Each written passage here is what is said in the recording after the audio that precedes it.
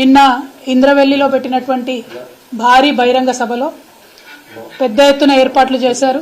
వేలాదిగా కుర్చీలు వేశారు, పెద్ద పెద్ద స్టేజీలు వేశారు, లైట్లు పెట్టిండ్రు. వీటన్నిటికీ పొద్దున పూటనేమో ప్రభుత్వ పరంగా కార్యక్రమాలు చేసుకున్నారు. సాయంత్రం పూట అదే ప్రాంగణంలో కాంగ్రెస్ పార్టీ యొక్క సభను ఏర్పాటు చేయడం జరిగింది.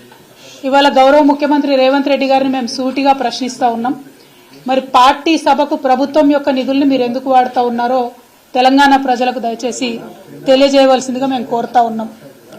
పార్టీ సభ పెట్టుకోవడానికి వేరే ప్రాంగణం చూసుకుని ఉండొచ్చు, వేరే చోట చూసుకుని ఉండొచ్చు. మీరు అధికారికంగా ప్రభుత్వం యొక్క హెలికాప్టర్ వేసుకొని పోయి ఇంద్రవెల్లిలో సభ పెట్టి దాన్నే పార్టీ మీటింగ్గా కన్వర్ట్ చేసుకోవడం ఇదేం న్యాయమో ఒకసారి తెలంగాణ ప్రజలకు మీరు తెలియజేయాలి.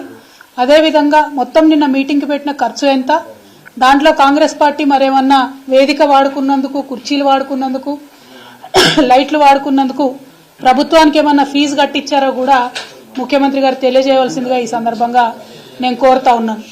అదేవిధంగా ఇంద్రవెల్లిలో నిన్న గౌరవ ముఖ్యమంత్రి గారు రేవంత్ రెడ్డి గారు నేను కాంగ్రెస్ పార్టీ చేసిన తప్పిదాలకు క్షమాపణ చెప్తా ఉన్నాను, తెలంగాణ బిడ్డలను కాంగ్రెస్ పార్టీ పొట్టన పెట్టుకుంది, ఆ కుటుంబాలన్నిటి కూడా క్షమాపణ చెప్తా ఉన్నారని కోరినారు. మంచిదే, మంచి పరిణామం. ఇప్పటికన్నా తప్పులు తెలుసుకుంటా ఉన్నారు కాంగ్రెస్ పార్టీ వాళ్ళు.